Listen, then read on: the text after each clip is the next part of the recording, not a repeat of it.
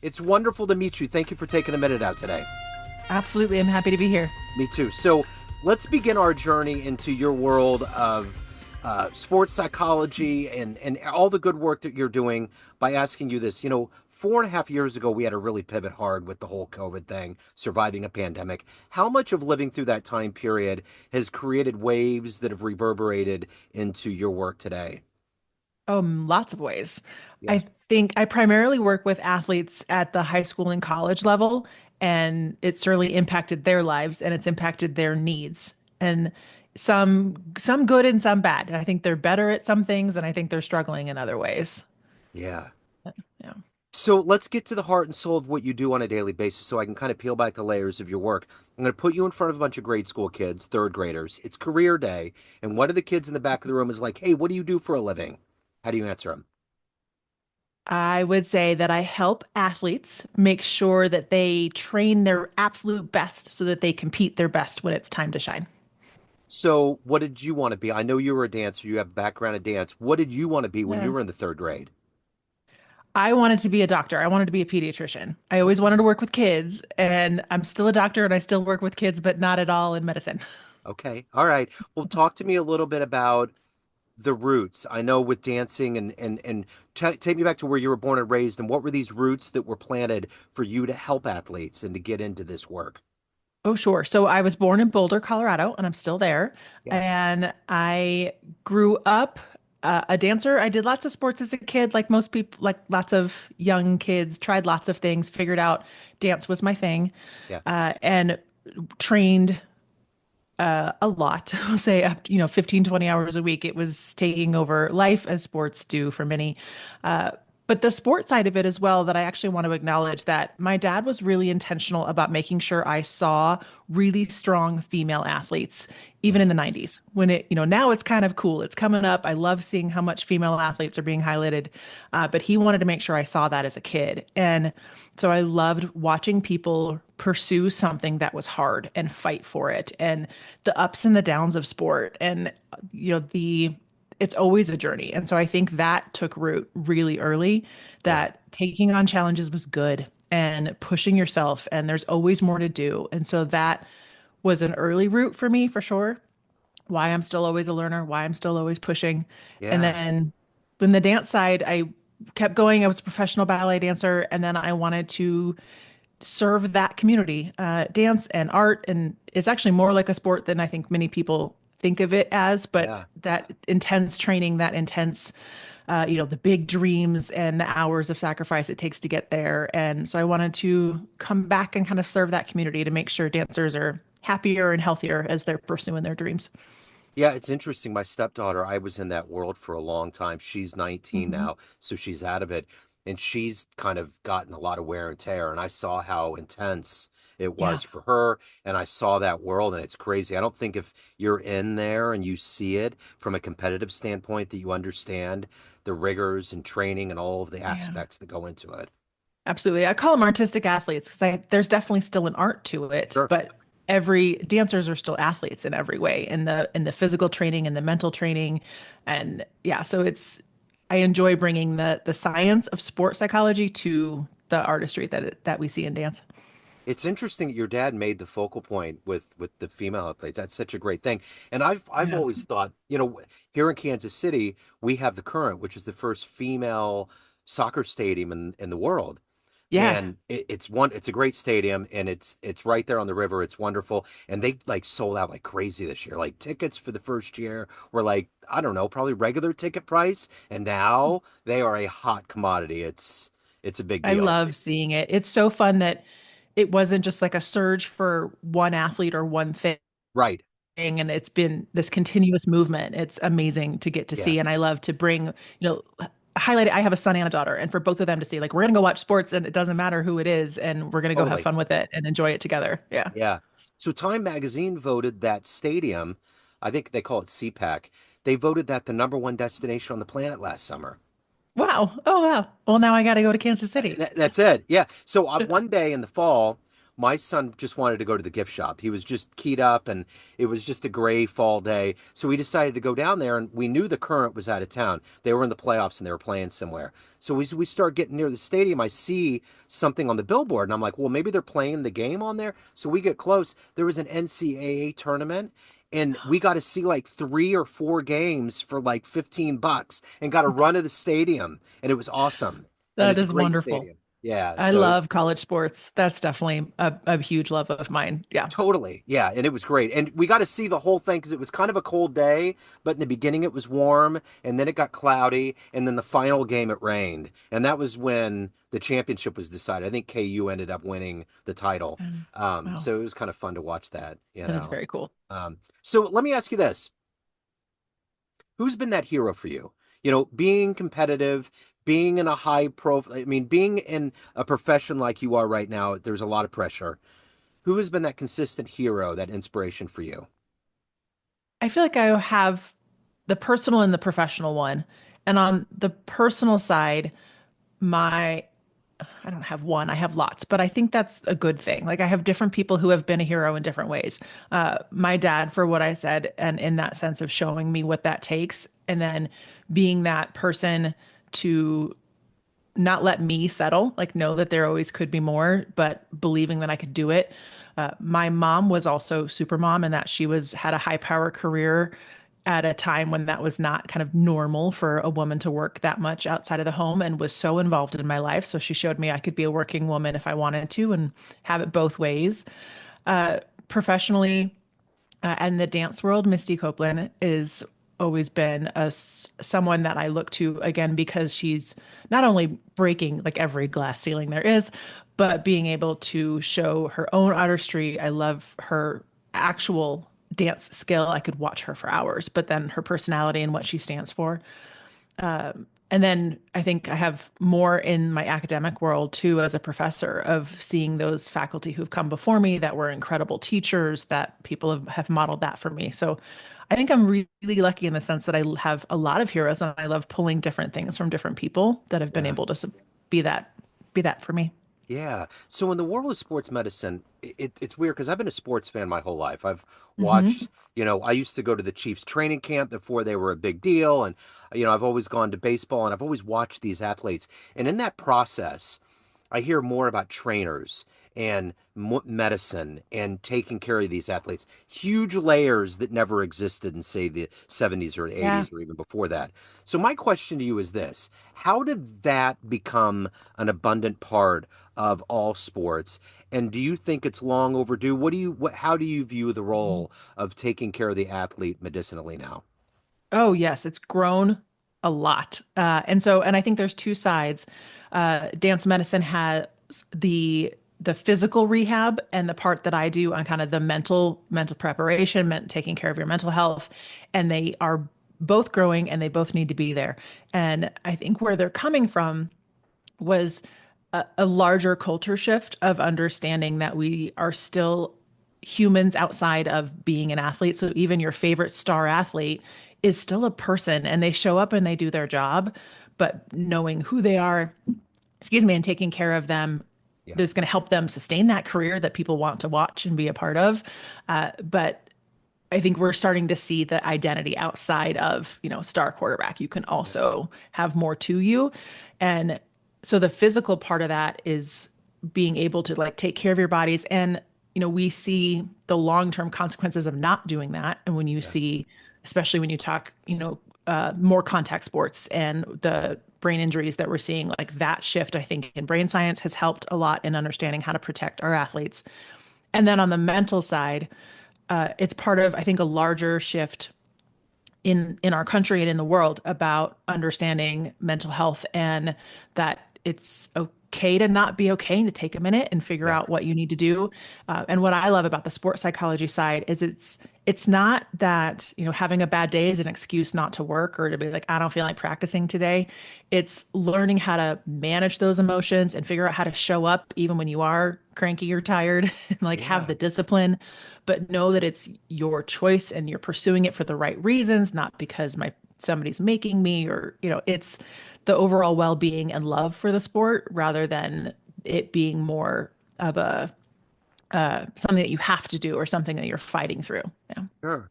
Simone Biles, didn't she step out of some big competition at one She point? did. She stepped out of the Olympics. I That's mean, I right. think as she was a big model, and there's been quite a few who have been open about it. And she was open about having a sports psychologist since like early training days, and always talking through that person. And I think she has a traditional therapist as well. A sports psychologist isn't always a therapist. Sometimes those are different people. Yeah. But yeah, she did and was able, she had a very, what they call twisties in gymnastics, like a very real physical challenge. You lose your spatial orientation in the air. Yeah. And as a gymnast, flipping the way she does, it becomes, dangerous. So she stopped and really tried to step back and take care of herself. And I'm speaking based on what she said online, not that I Sure. know her, but that, yeah, that more and more athletes are talking about it. And it's happening in men's sports, which I love. Like, Kittle in San Francisco will talk about his mental preparation and what he does before a game and how he cares for himself to be like in the zone and ready. And it's so wonderful to me to see men and women at the peak of their game talking about how this mental aspect matters. Chris Jones, our sack leader on the Chiefs, was talking before a game about a month ago. And sometimes those interviews are just so like canned. It's the same question, same answer, and Right. they're scripted and all that. But he's always been really good about getting out of that script. And they asked him at one point before the game, "Where are you at?" And he was like, he almost like he was meditating, and he said, and then I slipped into this dark place.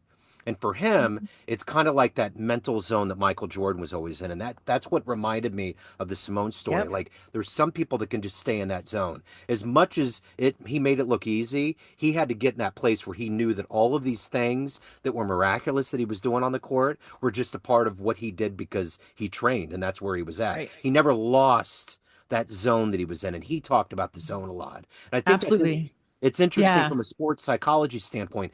All of these athletes are in a zone, and a very small percentage of human beings in the history of humanity will ever get to that level. And Yeah. they just make it look easy. Yeah, they do. And it takes so much training and being able, like, they train it in the small moments Yeah, when they're in their home gym and they're just practicing by themselves. So that when you show up at the big games, the skill is there for you, just like you yeah, train a physical skill. You're not going to like hope it's there for me in the championship. You have to train it. And I do think you're right. There are elite athletes who have it at another level, but they've learned it and they've trained it. And I think we yeah, can teach it to kids. We can start this kind of mental training with our little kids at school, at home, in sport. Sport's just a one great way to teach it to them yeah. that they can take it with them. So even if, you stop sport after high school, you can still learn so much about that discipline and that like how do I prepare myself for something really big. Like I talk to my college students a lot that yes, we're learning sports psychology, but if you go have a job interview next week, this is going to be the same thing.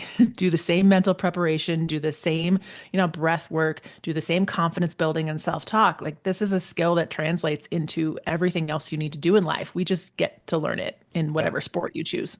Yeah. Well, the interesting thing I think about it specifically, I mean, we're coming out of Kansas City and we're in Super Bowl mode right now. I think about Sure. Mahomes, and I've seen a lot of video of him. His trainer is the same one that trains Bobby Witt Jr., and he's very well known, and you see the things that he goes through. And when I've watched Mahomes come off the field after an ankle injury or something that we see that could be like, uh-oh, this is it. There's a way that he can shake it off. And I think it's what I've seen in his trainings, the way the body moves, understanding how your physical and mental mesh together and how you can get over it. Mhm. Because at the end of the day, in situations like that, those guys are coursing through levels of adrenaline that will blot out the pain, correct? Usually, yeah. Not always to a safe place, but yes. Right, When you're talking about the Super Bowl, they're going to play. Like there's no. right. Yeah, but it's a weird, intense thing. I work in a school district in the Kansas City area. I'm an IT technician, but I've done PR and I do photos and all that. I took pictures of the boys basketball team went to a back-to-back state championship, and I took pictures on the sideline. And I remember walking away from that because they won it. So I took pictures of the whole thing and them celebrating and the trophy and all that. I walked away, and there was a pressure in my head that I'd never felt before. And I was like, if I'm just a guy, some dude on the sideline taking pictures of this, what they're Right. feeling is Hmm. crazy. Yep. And that's so much of what I talk to athletes about is that preparation of like, you are going to feel your heart rate go through the roof. You're going to start sweating. You're going to, whatever your physiological response to stress, like, the butterflies in your stomach, the shaky, the nauseous, that's going to happen to your body. So knowing that it's coming, what are you going to do about it? How do you notice it? What does that mean for you? And there's some level of that that's good. And Yeah, so, teaching especially younger athletes like those butterflies in your stomach, like you're excited and you're ready. Like if you've done the work, right? yeah, If you've been lazy in practice, this is about to be a problem. But yeah, if you've done the work, that is a sign that you're ready and you're excited and it doesn't have to be this panic. And where younger athletes struggle is those butterflies and my heart rate mean I'm in trouble. Where an elite athlete has learned my body is ready, let's do this. yeah. And it's just that training and practicing that shift is a positive thing and then making sure it doesn't get too far over. Yeah. Well, I remember that being, I was a runner. I was 4'11" in high school, so I couldn't do the premier sports. But I remember the training and the amount of miles and the amount of things that we would do in practice that didn't make sense to me. Like sometimes we would do like hills and people were throwing up and just Mhm. fainting and all of this stuff that was going on. I was like, why are we doing this? But at the end of the day, there's a level of that extreme training that you have to get your body ready for because the endorphin release and all of Mhm. those things and how you have to meter it in a race. So it all makes sense. And sometimes Yeah. we just have to be alive on the planet long enough to understand there's a method to the Yeah. madness. And I think that makes a really good coach are the ones who explain that and understanding like, pushing to the point of throwing up. I hope we're getting subtly past that. I also, was trained in an era that was not always healthy on the body. Yeah. But, once but usually also we can push further than we want to, right? In high school. And it's a coach that can push you further than that in a safe way. But being able to explain, like, why are we doing this drill? Or why am I putting you through this? Or why are we setting up this stressful scenario? Because kids need to be able to make that connection of like, Yeah. oh, we are intentionally causing all this stress right now. Like, I think it's become pretty typical that, a high school football coach would like you play really loud crowd noise over the speakers, like you mimic the fact that you can't hear when you're in an away game, Yeah. and being able to be like, so let's add this stress, let's make this happen. But you should also explain when we get there, you're not going to be able to hear each other the way we can here. So let's, pipe loud music. So you have to figure out what to do. And then you're going to get frustrated and you're going to get mad. How do you handle it? And so all of that is so helpful when you're going to challenge them, but explaining what you're doing Yeah. makes a huge difference too, especially in the kids, the teenagers being able to not just be mad about like, stupid coach, stupid, what are we Yeah. doing? Uh-huh. Uh-huh. Yep. So if you could meet one athlete alive on the planet right now and spend some time with them, ask some questions that would benefit you in your professional walk, who would that be? I think it's Misty Copeland Yeah. in the ballet world, and uh, again, because of her, I would ask questions about her own training, her own physical training, how she pushes her limits. She is one that doesn't seem to feel like she has a limit and is always looking for it. And then I am big on identity and understanding who we are and how we fit in the world. And I think she is incredible at that and understanding herself. But that was a journey, I'm sure, like all of us. So I'd love to talk to her. Absolutely. So, how do you balance all of this out? Making people better, making them, healthier mentally and physically, but you also have to take care of yourself. What is that motivation every day to do all of this at the top of your game? It is the balance. And I think when I was just talking about this identity, it's that I have multiple identities, and that's a good thing. Yeah, Whether, I'm a mom, I'm a professor, I'm the sports psychologist, and I'm a me outside of all of those things. yeah, We lose that sometimes, that I am also just a Chelsea outside of those identities. And the balance comes in knowing that those are not, say I have those four identities, they're not going to be at 25% all the time. yeah, I'm going to have some that get elevated and some that get dropped, and that's good and normal and healthy, and not feeling guilty when that balance has to shift. I don't think of it as a like a work-life balance because that feels like they're constantly at each other, yeah, which is that sense of like, but I'm supposed to do this for work, but my kid wants me to come with them here, and that feels at each other, feels antagonistic. Instead, I try to think of it as this work-life blend, and my work, especially with athletes or when I'm teaching at the university, like that is a happy part of my life. Like I'm lucky that I have careers I love. So that work life can bring happiness and it can be wonderful, but it can blend with my personal life. And that it's about keeping the balance at 100%, even if the fractions within it are shifting. If that makes sense, rather than trying to keep everything at the top, because that never works. Yeah, for sure. So let me ask you this. Of when you look on the arc of your career, what's the biggest risk that you've ever taken? Because that's the big thing about athletics and professional endeavors. We all have to risk. What's the biggest one that you've Yes. taken? I love that question. And I want to sit with that for a second. I think in the dance world, it's some big auditions. Yeah, There's a couple, and some I got and some I didn't. And I think that's part of it.